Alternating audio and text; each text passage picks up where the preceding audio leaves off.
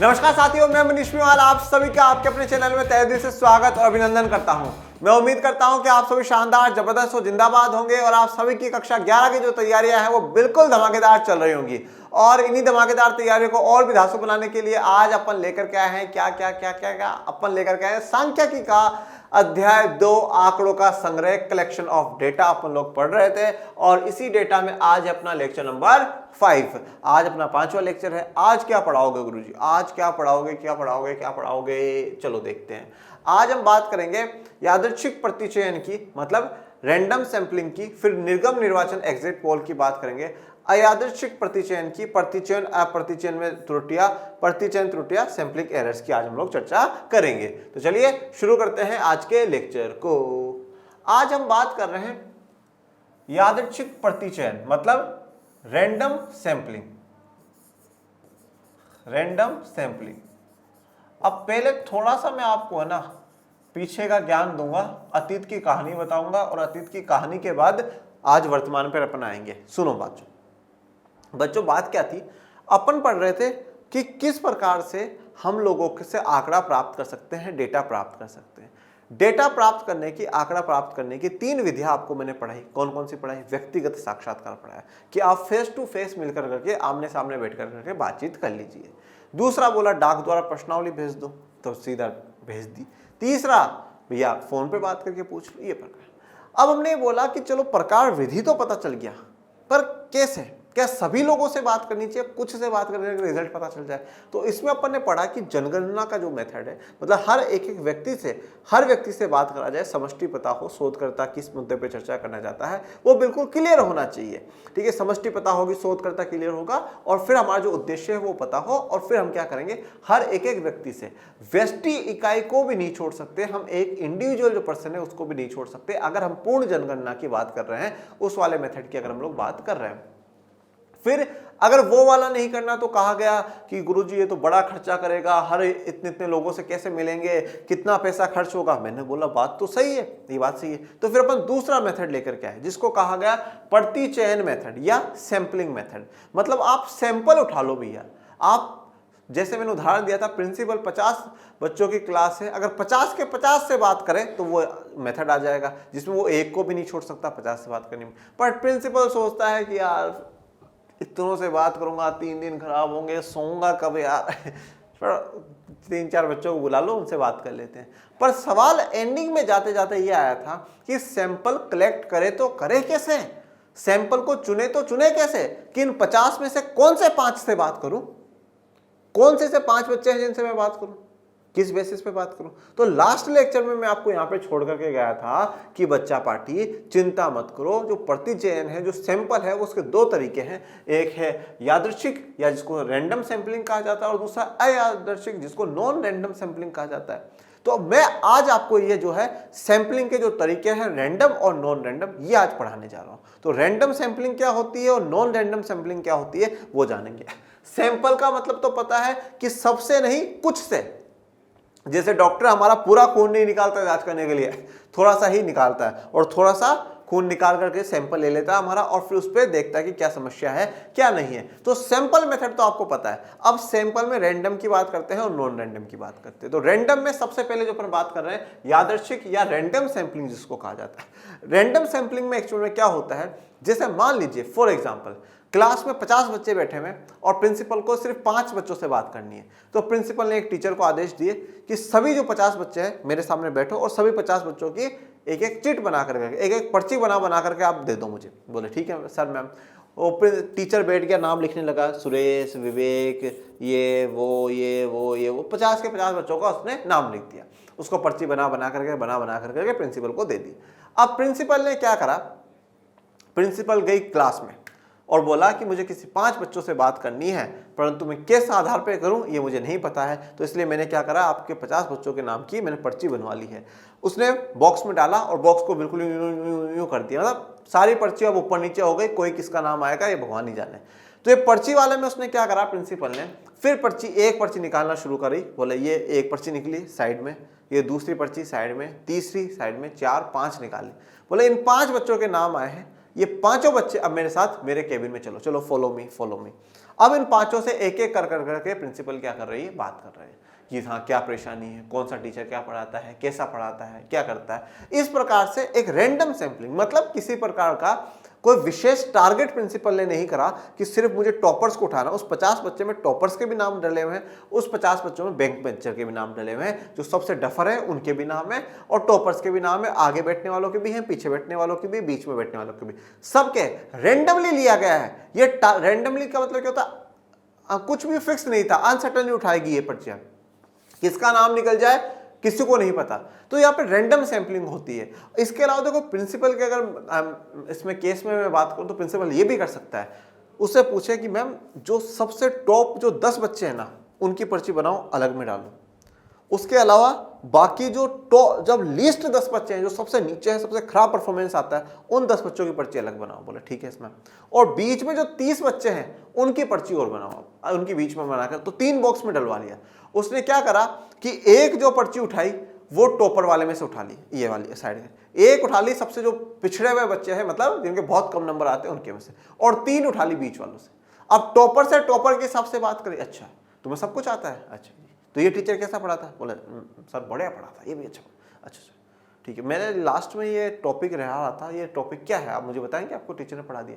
हाँ हाँ मैं बता दूँ, अच्छा ठीक है जाओ। इस प्रकार से बैक बेंचर है, या जो बैक बेंचर हर बार फेल हो ऐसी जरूरत नहीं, बैक बेंचर भी टॉपर्स हो सकते हैं। बैक बेंचर मतलब इन द सेंस मेरा यहाँ पर है जिनके कम मार्क्स आ रहे हैं, उसकी पर्ची देखी और फिर उससे बात करना शुरू कर। ऐसे जो एवरेज स्टूडेंट है उनसे बात करना। तो सैंपलिंग में मतलब यहाँ पे प्रिंसिपल हो या कोई भी व्यक्ति, वो टारगेट नहीं कर रहा है, अपनी मर्जी से पर्सन नहीं चुन रहा है, वो रैंडमली वो नाम आ जाते हैं। और ऐसे नाम को, ऐसी जो मेथड होता है उसको लॉटरी मेथड भी कहा जाता है। लॉटरी में भी ये होता है कि सबकी पर्चियां डाल दी जाएंगी और फिर उनकी पर्ची निकाल ली जाएंगी। तो यादृच्छिक प्रतिचयन या रैंडम सैंपलिंग जो है वो मैंने आपको समझा दिया है। अब किताब की बात कर लेते हैं। जैसा कि नाम से स्पष्ट है, यादृच्छिक प्रतिचयन वह होता है जहां समष्टि प्रतिदर्श समूह से व्यष्टिगत इकाइयों प्रतिदर्श को यादृच्छिक रूप से चुना जाता है। अब बड़े ध्यान से समझो, एक तो ये जो शब्द है ना ये बड़ा डिफिकल्ट है, इससे अच्छा तो रैंडम है, रैंडम यूज कर लेंगे अपन, ठीक है ना। तो रैंडम जो सैंपलिंग है वो नाम से ही पता चल रहा है। नाम से क्या पता चल रहा है, समष्टि प्रतिदर्श समूह से व्यष्टिगत इकाइयां प्रतिदर्श को यादृच्छिक रूप से चुना जाता है। मतलब क्या हो, जो सभी जो व्यष्टिगत इकाइयां हैं उन सभी के नाम तो लिखे ही जाएंगे, सभी को ही है, सभी को चुना जाएगा। ऐसा नहीं कि किसी स्पेशल को टारगेट करा गया कि हाँ भैया तू आ जा, तुम 5 में से ही मैं एक को चुनूंगा या चुनूंगी, ऐसा तो है नहीं।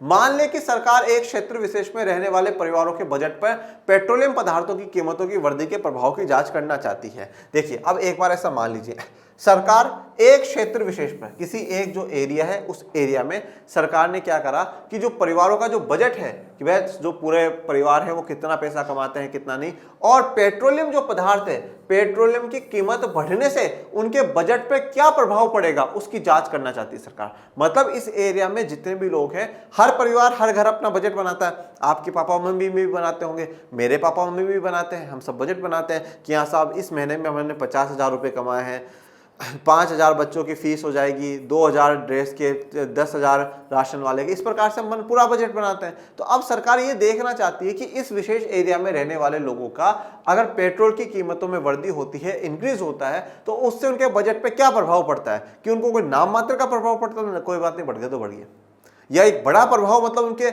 बजट में बिल्कुल असंतुलन आ गया, बेचारों को खाने पीने के सामान कम करने पड़ गए, ऐसी स्थिति हो गई, तो उसका जांच करना चाहती है परिवार, ये सरकार। ये जो आपको तस्वीर दिखाई गई है बजट के लिए दिखाई गई है, क्योंकि कैलकुलेटर भी है, पैसे भी हैं। अब ये क्यों है ये भगवान जाने, पर अपना तो नजर किस पे रहती है, पैसों पे रहती है। अर्थशास्त्र के विद्यार्थी हैं अपन, ठीक है। चलिए, इसके लिए 30 परिवारों का प्रतिनिधित्व यादृच्छिक प्रतिदर्श प्राप्त करके उसका अध्ययन करना था। अब इस क्षेत्र में जो 30 परिवार रहते थे, उन 30 परिवारों का किस प्रकार से चयन करना था, इनको करना था रैंडम सैंपलिंग से। सरकार ने बोला कि यार अगर वैसे अपन अपनी मर्जी से बुलाएंगे तो कल को ऐसा लगेगा कि नहीं नहीं सरकार ने अपने फेवर के हिसाब से लोगों को बुला लिया है, ऐसा नहीं करना, रैंडम सैंपलिंग कराओ। 30 परिवार है, 300 परिवार का नाम की पर्ची डाल दो भैया, 300 परिवारों के नाम की पर्ची डाल दो और जिन जिन का नाम आ जाए उनसे बजट के प्रभाव में पूछ लेंगे कि भैया पेट्रोल के पदार्थ की कीमत में वृद्धि हो जाने से आपके बजट पे क्या प्रभाव हुआ है, आपके बजट में जो चेंजेस है कितना चेंजेस आ रहा है, तो वो पता चल जाएगा। तो 30 परिवारों का पर्ची सरकार ने यहाँ पे डाल ली है और उसकी जानकारी चाहती है। और कैसे चाहती है? रैंडम सैंपलिंग से चाहती है, क्योंकि सरकार को लगा कि अगर मैंने मेरी मर्जी से बुला ली है तो सबको लगेगा कि सरकार अपने हिसाब से लोगों को चूज कर रही है। इनके चुनाव के लिए पहले उस क्षेत्र के सभी 300 परिवारों के नाम पर्चियों पे लिखे जाते हैं और फिर उन पर्चियों को पूरी तरह आपस में मिला दिया जाता है। इसके बाद उसमें से साक्षात्कार के लिए बारी बारी 30 नाम पर्चियों के लिए दोबारा चुन लिया जाता है। तो 30 परिवारों से सरकार बात करना चाहती थी और 300 फैमिलीज थी। यहाँ पे कितनी फैमिली थी? 300 फैमिली थी। तो 300 फैमिलियों की सरकार ने क्या कर ली है? पर्ची डाल ली है। ठीक है, पर्ची सरकार ने डाल दी है और रैंडम सैंपलिंग के द्वारा सरकार यहाँ पे जानना चाहती है। अब इन 300 में से बात कितने से करना चाहती है सरकार? 30 से। 300 परिवार है, उन 300 परिवारों में बात सिर्फ कितने से करेगी सरकार? 30 से करेगी।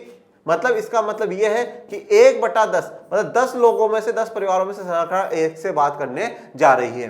30 नाम पर्चियां द्वारा चुन ली जाएंगी। अब पर्चियां डालेंगे, फिर एक पर्ची उठाएंगे, ये नाम आया, दूसरी 30, ऐसे करके 30 पर्ची उठा लेगी और सरकार की तरफ से जो भी कर्मचारी जो गए हैं वो उनसे बात करेंगे और पूछेंगे कि भैया अभी आपको पता है पेट्रोल की कीमतें बढ़ गई है, पेट्रोलियम पदार्थों की, तो इससे आपके बजट पे क्या प्रभाव पड़ रहा है? आपके बजट कम हो रहा है या कोई फर्क नहीं पड़ रहा है या बहुत ही ज्यादा बड़ा प्रभाव पड़ रहा है, क्या है वो बताइए। यादृच्छिक पर्ची चयन में प्रत्येक व्यक्ति के चुने जाने की संभावना समान संभावना होती है और चुना गया व्यक्ति ठीक वैसा ही होता है जैसा कि नहीं चुना गया व्यक्ति है। देखो, अब जब हम रैंडम सैंपलिंग कर रहे हैं ना बेटा, हम रैंडम सैंपलिंग कर रहे हैं तो हो सकता है कि किसी का भी नंबर आ सकता है, सबकी संभावना है, ऐसा नहीं है कि एक की। अब नॉन रैंडम तो करेंगे तो पता चल जाएगा कि हाँ सब देखो, जैसे मान लो स्कूल में जैसे मान लो किसी फंक्शन के लिए आप टीचर को बोला आप अपनी मर्जी से 5 बच्चे चुन लेना इस फंक्शन के लिए। अब मान लो मैं बिल्कुल टीचर का बिल्कुल भी फेवरेट नहीं हूँ, टीचर को मैं बिल्कुल भी पसंद नहीं हूँ, मुझे तो पता है मुझे तो चुनेंगी नहीं मैम, कतई नहीं। हाँ हमें तो पता है तो इन्हीं 5 को चुनेगी, मैम के फेवरेट है ये 5, सर के फेवरेट, इनको चुनना था। उनका मतलब पता था यार काहे का चुनना। पर वहीं पे प्रिंसिपल ये आदेश दे कि क्लास में 50 बच्चे और 50 में से आप चिट के द्वारा, पर्ची के द्वारा आप चुन करके लेकर के आओ। तो अब वहां पर संभावना है कि मेरा भी नाम आ सकता है, क्योंकि संभावना है। संभावना का मतलब क्या? हो सकता है, ऐसा श्योरिटी तो नहीं है, हो सकता है भैया, संभावना है, पॉसिबिलिटी है हमारी, तो मेरा भी नाम आ सकता है। जो 5 पसंद है टीचर को, हो सकता है उनका भी आए भी और नहीं भी आए, तो संभावना दोनों है, आ भी सकता नहीं भी आ सकता। पर एक विश्वास रहता है कि आ जाएगा, आएगा। पर वैसे कोई चुने तो फिर हमें पता चल जाएगा कि यार इसकी और मेरी बनती नहीं है, मुझे चुनेगा नहीं।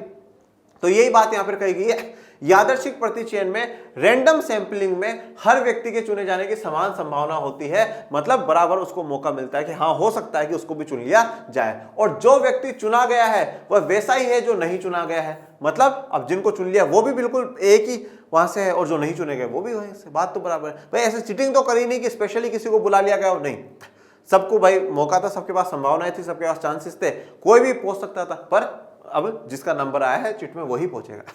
उपयुक्त उदाहरण में 300 प्रतिदर्श इकाइयों प्रति चयन रचना की समष्टि में सभी इकाइयों को 30 इकाइयों के प्रतिदर्श में चुने जाने का समान अवसर प्राप्त हुआ है। अतः इस तरह से निकाले गए प्रतिदर्श को ही यादृच्छिक प्रतिदर्श कहा जाता है। तो इस प्रकार से जो सैंपल लिए जाते हैं, उन्हीं को क्या कहा जाता है? रैंडम सैंपल कहा जाता है।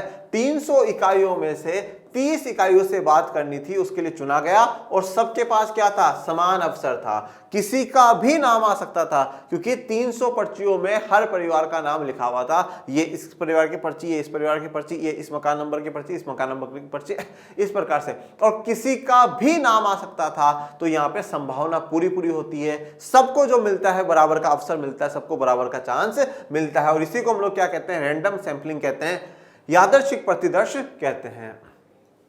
इस विधि को कौन सी विधि कहा जाता है? लॉटरी विधि के नाम से भी जाना जाता है। आजकल यादृच्छिक प्रतिदर्शों के चयन के लिए कंप्यूटर प्रोग्राम का उपयोग किया जाता है। देखिए, अब लॉटरी विधि काफी जगह प्रयोग होती है। जैसे क्या होता है कि अगर आपने सुना होगा, ऐसे डीए होता है बेटा, डीए का मतलब होता है डेवलपमेंट अथॉरिटी, विकास प्राधिकरण। शहरी विकास प्राधिकरण होते हैं, हर शहर को विकसित करने के लिए एक प्राधिकरण, एक मतलब ऑफिस है सरकार का ही होता है, जैसे Jaipur development authority, Lucknow development authority, Delhi development authority, इस प्रकार से दिल्ली विकास प्राधिकरण, इस प्रकार से होते हैं। अब वो क्या करते हैं, कभी कभार जमीन ने भी निकालते हैं कि साहब हमारी तरफ से जमीन है, उसमें लॉटरी विधि से चुना जाएगा, तो ये लॉटरी विधि होती है। और आजकल वहां पे क्या होता है, वैसे पर्चे नहीं बनाए जाते, कंप्यूटर के प्रोग्राम से होता है, कंप्यूटर में नाम डाल दिए जाते हैं, ठीक है, रीशफल कर दी जाते हैं, ऊपर नीचे हो जाते हैं ऑटोमेटिकली कंप्यूटर से, और फिर वो नाम सिलेक्ट होकर के आते हैं, साहब इसके नाम पर ये वाले जो जमीन का टुकड़ा है वो आ गया है। तो इसको क्या कहा जाता है, रैंडम सैंपलिंग। और रैंडम सैंपलिंग यादृच्छिक प्रति सर्वे, और इसको हम लोग क्या कहेंगे, लॉटरी विधि भी कहेंगे। कौन सी विधि कहेंगे, लॉटरी मेथड, LM जो है वो भी हम इसको कहेंगे। अब हमने जो है रैंडम सैंपलिंग पढ़ ली है। अब आपके बॉक्स में दे रखा है, आपकी किताब की जो बॉक्स है उसमें दे रखा है निर्गम निर्वाचन। निर्गम निर्वाचन का मतलब होता है एग्जिट पोल। ये एग्जिट पोल क्या होते हैं वो सुनो। 2 बार हो सकता है एग्जिट पोल। पहला जैसे मान लो चुनाव से पहला होता है, एक कभी बार चुनाव के बाद भी करवा ले जाते हैं। चुनाव से पहले कभी बार क्या होता है, काफी जो न्यूज वाले हैं वो एग्जिट पोल करवाते हैं, वो एरियाज में जाएंगे, आपने किसको वोट दिया, बताइए इस बार किसकी सरकार, कौन आएगा इस बार। अरे वो बोलेगा रुक जा बाबा, बता रहा हूं तो मेरे अंदर ही घुस जाएगा फिर आकर के, किसकी सरकार मैं ही बनाने जा रहा हूं, मेरे अकेले से बन जाएगी। ठीक है, तो बताइए, जल्दी बताइए, आपको पूरा देश देख रहा है, जल्दी बताइए किसकी सरकार बनेगी, आप जनता जनार्दन है, आप देश का भविष्य है, आप बताइए तो सही सरकार किसकी बनेगी। वो बोलेगा भाग यहाँ से, किसी की नहीं बनेगी यार।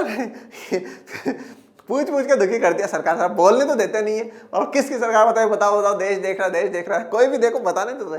फिर वो बताएंगे कि हाँ देखो मैंने इस बार इसको वोट दिया है, आपने क्यों दिया इनको वोट, क्या कारण है, ऐसी क्या वजह है जिसके कारण आपने इनको वोट दिया, गलती कर दी क्या मैंने वोट देके, क्यों दिया, क्या दिया, कैसे दिया, तो बताने दो मुझे, इनके ये काम अच्छे लगे हैं, इस कारण के कारण इनको वोट दिया गया है। अच्छा, क्यों, ऐसे कारण में क्या आपको कमी नजर नहीं आती, इस कारण क्या आपने इस पार्टी को वोट दिया, इस कैंडिडेट को वोट दिया।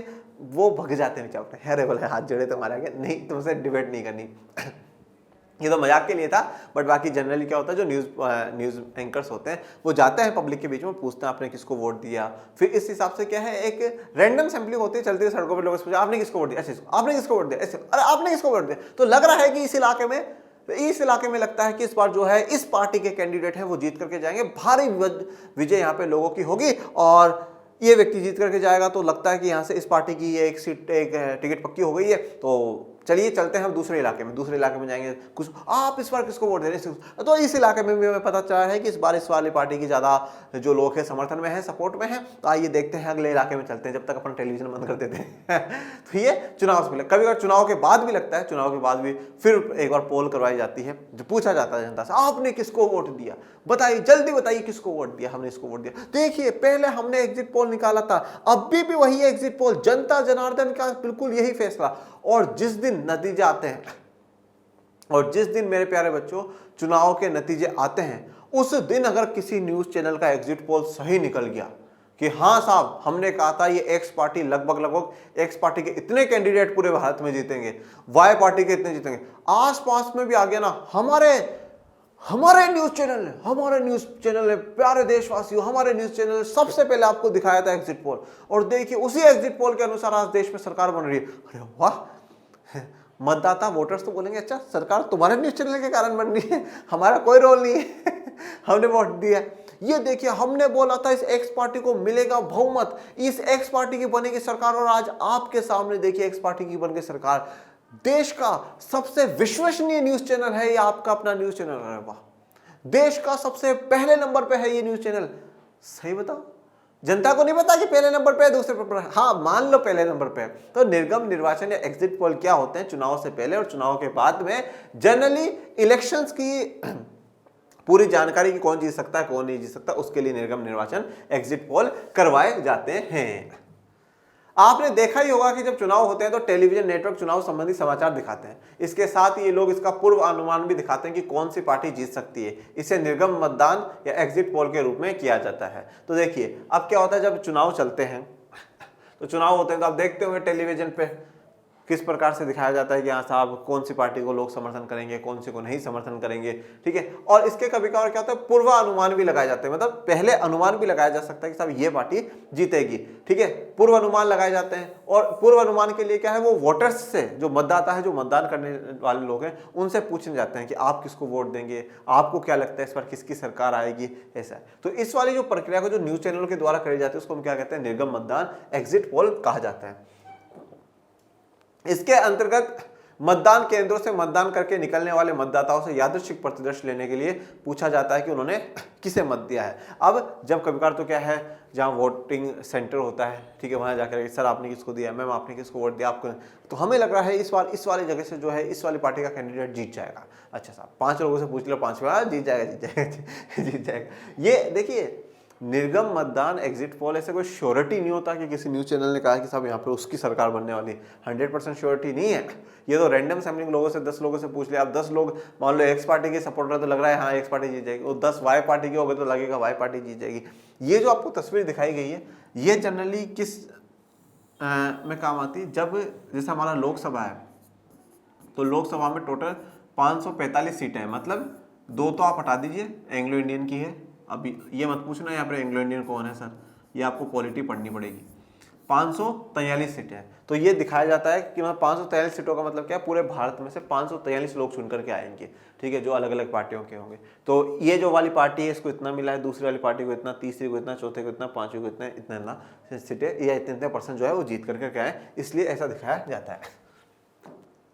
यहां मतदाताओं के प्रतिदर्श द्वारा प्राप्त आंकड़ों से चुनाव जीतने वालों के बारे में पूर्व अनुमान लगाया जाता है। आपने देखा होगा कि निर्गम निर्वाचन सदैव सही अनुमान नहीं लगाते हैं। अब यहाँ जो मतदाताओं के प्रतिदर्श द्वारा जो सैंपल लिया गया है, उसे आंकड़ों से चुनाव जीतने वालों के बारे में पूर्व अनुमान लगाया जाता है कि भैया कौन जीत सकता है। पर देखिए हमेशा जो है अनुमान सही नहीं लगते हैं, और इसमें क्वेश्चन भी पूछा गया था क्यों, ऐसा क्यों है कि उनके हर बार जो है अनुमान वो सही नहीं लगते। रैंडम सैंपलिंग हुई है, तो अब रैंडम में किसी ने, मान लो जिसने कहा कि उन्होंने 100 लोगों से बात करी, 100 में आपको 90 ऐसे मिल गए जो एक्स पार्टी के सपोर्टर्स है, बाकी 10 पार्टी, तो आपको लगा सब यहां से ये जीत जाएगा। तो रैंडम सैंपलिंग है, तो वोटिंग के रिगार्डिंग यहां पे पूछा जाता है। अब बात कर लेते हैं अयादृच्छिक प्रतिचयन, या जिसको हम इंग्लिश में कहते हैं नॉन रैंडम सैंपलिंग। अब रैंडम सैंपलिंग अपन लोगों ने देख ली, अब नॉन रैंडम सैंपलिंग देख लेते हैं, ठीक है। रैंडम सैंपलिंग में यह था कि सबके पास समान संभावना हो सकती है कि उनका नाम आ जाए, जिसको हम लॉटरी विधि भी कह रहे थे। और निर्गम निर्वाचन जो है, एग्जिट जो पोल है, वो आपके बॉक्स में दिया हुआ था, वो इस प्रकार से नहीं था, और वो रैंडम सैंपलिंग का एक उदाहरण आप मान सकते हैं, जिसमें चलते हुए किसी भी व्यक्ति से वो पूछ लेते हैं। तो जनरली वो किसी दूसरे से पूछ सकते हैं, वहां पे मैं भी चल रहा हूं तो हो सकता है वो मुझसे भी पूछ ले। अब बात कर लेते हैं नॉन रैंडम सैंपलिंग की। नॉन रैंडम सैंपलिंग का मतलब ये है कि यहाँ पर जनरली जो गणनाकार होता है या जो शोधकर्ता होता है, जो रिसर्च कर रहा है, वो अपने अनुसार व्यक्तियों को चुनता है कि हाँ साहब मैं इस व्यक्ति से बात कर लूंगा, उससे कर लूंगा, उससे कर लूंगा। जैसे उदाहरण अपन स्कूल का लेते हैं, वही 50 बच्चे और वही प्रिंसिपल। अब प्रिंसिपल को बात करनी पर वो रैंडम तरीका नहीं अपनाना चाहता, और नॉन रैंडम, तो उसने क्या करा, एक ऐसा बच्चा बुलाया जिसका हमेशा क्लास में नाम बुराइयों में चलता है, उसको बुलाया। 1-2 बच्चे ऐसे बुलाए जो बिल्कुल टॉप क्लास है, जिनका हमेशा टॉपर में नाम चलता है। 1-2 को बुला लिया कि हाँ साहब ये जो है ये एवरेज स्टूडेंट्स है, उनको बुला लिया। तो इस प्रकार से वो नॉन रैंडम है, वो अपनी मर्जी से किसी को बुला सकता है। या प्रिंसिपल, जैसे मान लो कि एक टीचर से प्रिंसिपल की नहीं बनती और उसको हटाना चाहता है, तो वो क्या है, ऐसे बच्चों को बुलाएगा जो उस टीचर के खिलाफ हो। आ जाओ बेटा, आ जाओ बच्चों, अच्छा नहीं पढ़ाते सर, अच्छा नहीं पढ़ाती मैम, चलो तो ठीक है, देखिए मैम सर ये बच्चे आपकी कंप्लेंट कर रहे हैं और आप ठीक नहीं पढ़ा रहे हैं, सॉरी सर मैम आप फ्री हो जाइए। तो इस प्रकार से वो वहाँ सबके पास संभावना नहीं है। जैसे मैंने अभी आपको एक उदाहरण और दिया कि जैसे कभी कभी कोई फंक्शन होता है तो टीचर को कहा जाता है आप स्टूडेंट्स को चुन लीजिए। अब क्या है कि जैसे अगर मुझे पता है कि मेरी और इस टीचर की तो बिल्कुल भी नहीं बनती है, वो तो मुझे बिल्कुल भी पसंद नहीं करते, तो अपनी तो संभावना बिल्कुल ही खत्म हो गई कि अपना नाम लेंगे, कतई नहीं ले सकते, बिल्कुल भी नहीं लेंगे। तो इसलिए अपन तो पहले ही हथियार डाल दिए कि साहब अपना नाम आएगा नहीं, जो फेवरेट है उनको मैम ऐसा ले जाएंगे। तो नॉन रैंडम सैंपलिंग होती है।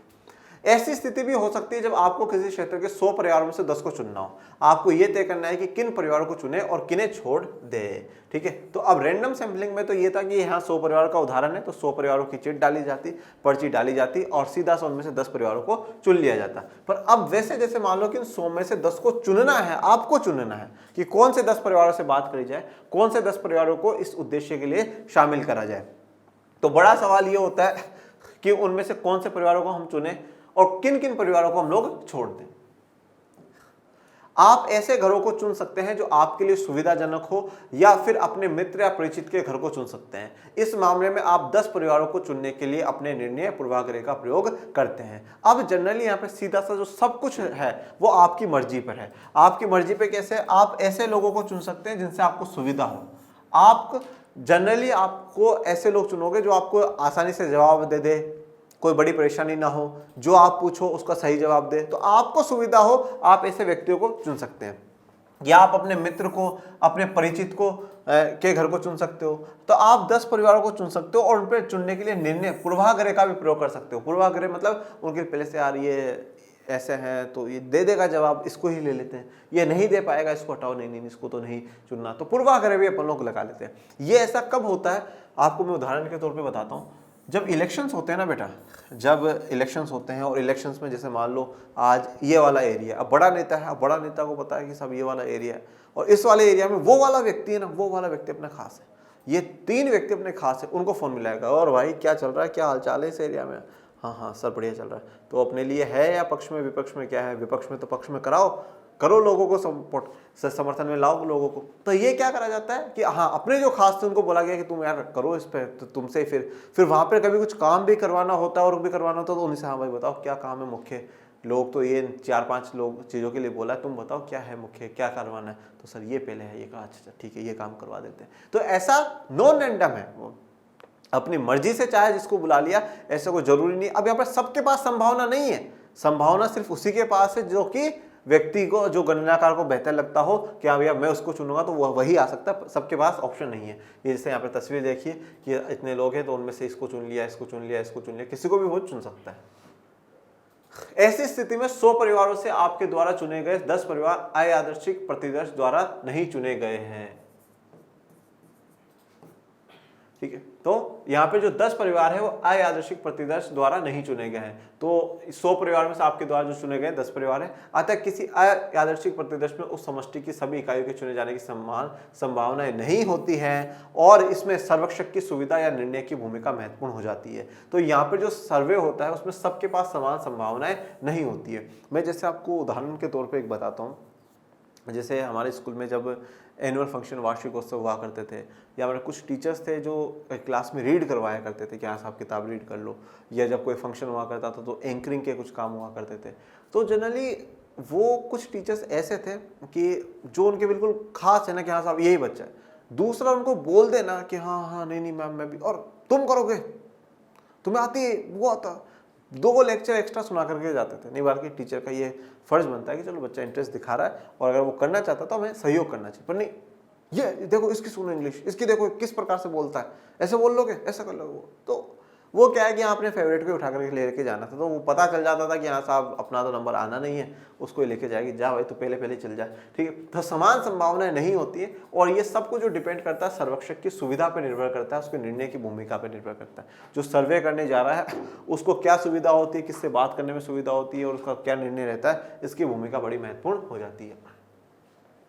इन्हें चूंकि प्राय अपने निर्णय, उद्देश्य, सुविधा तथा नियत मात्रा कोटा के आधार पर चुना जाता है, अतः इसे अयादृच्छिक प्रतिदर्श के रूप में जाना जाता है। अब ये सब कुछ क्या है, उसके निर्णय पे, किसके, सर्वेक्षक पे, जो सर्वे करना है उसके निर्णय पे डिपेंड करता है कि वह वो किसको चुनेगा। इनका मुख्य उद्देश्य क्या है? अब मुख्य उद्देश्य में यह है कि गरीब परिवारों से बात करनी है तो फिर वो गरीबों को ढूंढेगा, या उसका यह है कि अमीर परिवारों पर बजट से क्या प्रभाव पड़ता है वो चुनेगा। उसकी सुविधा, किससे बात करने में उसको सुविधा होगी, ज्यादा डिफिकल्टी किससे बात करने में नहीं होगी, ऐसे व्यक्ति को। नियत मात्रा कोटा मतलब यहाँ पे जितने व्यक्तियों की परमिशन है, जैसे बोला कि 100 परिवार में से सिर्फ 10 से ही बात करनी है तो फिर वो 10 को ही चुनेगा। तो इस प्रकार के आधार पर जो चुनाया जाता है उसको अयादृच्छिक प्रतिदर्श या नॉन रैंडम सैंपलिंग कहा जाता है। चलिए अब हम बात कर लेते हैं प्रतिचयन एवं अप्रतिचयन त्रुटियां। ठीक है, मतलब सैंपल एरर्स। प्रतिचयन त्रुटियों का मतलब होता है सैंपल एरर्स। जो सैंपल अपन लोग ले रहे हैं उसमें क्या त्रुटि आ सकती है, क्या गलतियां हो सकती है, और दूसरा जो हम ले रहे हैं नॉन सैंपल जो एरर्स है उनमें क्या गलती हो सकती है। तो अब भी जो आज के लेक्चर में अपन कवर करेंगे वो प्रतिचयन त्रुटियां या सैंपलिंग जो एरर्स है, मतलब जहां पर आप सैंपल ले रहे हो, जिसमें यादृच्छिक और अयादृच्छिक दोनों है, तो उसमें क्या क्या एरर आ सकते हैं, क्या क्या समस्या आ सकती है, क्या क्या गलतियां हो सकती है, वो यहाँ पे डिस्कस करेंगे। संख्यात्मक मानों वाली जनसंख्या की दो महत्वपूर्ण विशेषताएं होती है जो यहाँ सुसंगत है। तो देखिए, जहां पे संख्यात्मक हम मान लेते हैं तो वहां पे ऐसी जनसंख्या की दो महत्वपूर्ण विशेषताएं होती हैं। क्या क्या है? पहली, केंद्रीय प्रवृत्ति, जिसका मापन औसत, मध्यमान, माध्य या बहुलक के द्वारा किया जा सकता है। देखो, अब इस चैप्टर में आपको आगे का हिंट भी दे दिया है। कैसे? हमें आगे चैप्टर पढ़ना है केंद्रीय प्रवृत्ति, central tendency, measures of central tendency, जिसमें आप क्या करते हो? माप करते हो, मतलब मेजर करते हो। किस किस को? औसत को, मतलब आप एवरेज निकालते हो। मध्यमान मीडियन निकालोगे, मीन निकालोगे, मोड निकालोगे, ये सब कुछ आप लोग निकालते हो जो आप कक्षा 10 के चैप्टर्स में भी, मैथ्स के चैप्टर्स में कुछ पढ़ करके आए हो। दूसरी विचलन होती है बेटा, विचलन का भी आप चैप्टर पढ़ोगे, ठीक है, जिसका मापन मानक विचलन के रूप में, माध्य विचलन के रूप में, परास के रूप में, परास मतलब यहाँ पे रेंज होगी, आदि की गणना द्वारा किया जा सकता है। मतलब ये सारे आगे जो न्यूमेरिकल वाले आने वाले जो चैप्टर्स हैं वो है, इनको डेविएशन कहा जाता है, विचलन को डेविएशन, ठीक है, स्टैंडर्ड डेविएशन, ठीक है, वहां पर माध्य निकलेगा, मीन डेविएशन। प्रतिदर्श का उद्देश्य जनसंख्या प्राचलों के एक या अधिक आकलनों को प्राप्त करना होता है। प्रतिचयन त्रुटि, प्रतिदर्श आकलन तथा उसी की जनसंख्या प्राचल समष्टि विषय जैसे औसत, आय आदि के वास्तविक मूल्य में अंतर को इंगित करता है। अब प्रतिदर्श का जो उद्देश्य होता है वो क्या है? जनसंख्या के प्राचल को अधिक आकलनों को प्राप्त करना है, और उसमें जो त्रुटि होती है उसका आकलन उसी की जनसंख्या, मतलब समष्टि विशेष और औसत आय आदि के वास्तविक मूल्य में जो अंतर करके है वो पता लगाया जा सकता है। जैसे ये सारे लोग हैं, ये पॉपुलेशन, और इनमें से इन ब्लू वालों को ले लिया, रैंडमली चुना गया है। उदाहरण जैसे देखिए, मणिपुर के 5 कृषकों की आमदनी का उदाहरण ले। मान ले चर x कृषकों की आमदनी के मापन में 500, 550, 600, 650, 700 है। हमने देखा क्या समष्टि का औसत जो है वो टोटल 3000 हो जाएगा। 5 की काउंटिंग कर रहे हैं तो 3000 बटा 5 आ जाएगा। जैसे आप औसत निकालते हैं थे गणित में, वैसे ही यहाँ पर है, तो ये 600 आ जाएगा। मतलब हर व्यक्ति लगभग इन 5 किसानों में जो हर व्यक्ति है वो 600 रुपये कमाता है। अब मान लीजिए हम 2 व्यक्तियों का एक ऐसा प्रतिदर्श चुनते हैं जहां x के मूल्य 500 है और 600 है। प्रतिदर्श का औसत कितना? 1100 है, डिवाइड बाय 2 करोगे तो 550 आ जाएगा।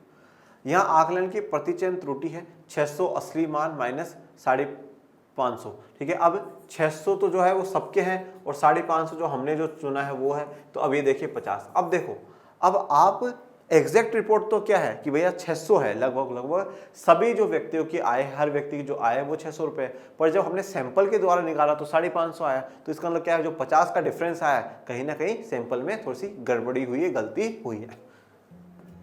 इसी के साथ अपना आज का लेक्चर कंप्लीट होता है। आपको कोई डाउट, आपको कोई समस्या हो तो कमेंट बॉक्स में मेंशन करो, और आपके पेपर में कोई त्रुटि, कोई गलती नहीं होनी चाहिए। और पढ़ते रहिए, आगे बढ़ते रहिए, और आपके अपने चैनल लर्न एशिया आर्ट्स को ज़्यादा से ज़्यादा लाइक, शेयर, सब्सक्राइब करते रहिए। और डिस्क्रिप्शन में लिंक दे रखा है बच्चों टेलीग्राम चैनल का, उसको भी प्लीज़ ज्वाइन कर लीजिएगा, जिससे आपको सभी नवीन जानकारियाँ मिलती रहे। और अब आपको आपके मनीष सर मिलेंगे नेक्स्ट लेक्चर में। तब तक के लिए थैंक यू सो मच। जय हिंद, जय भारत।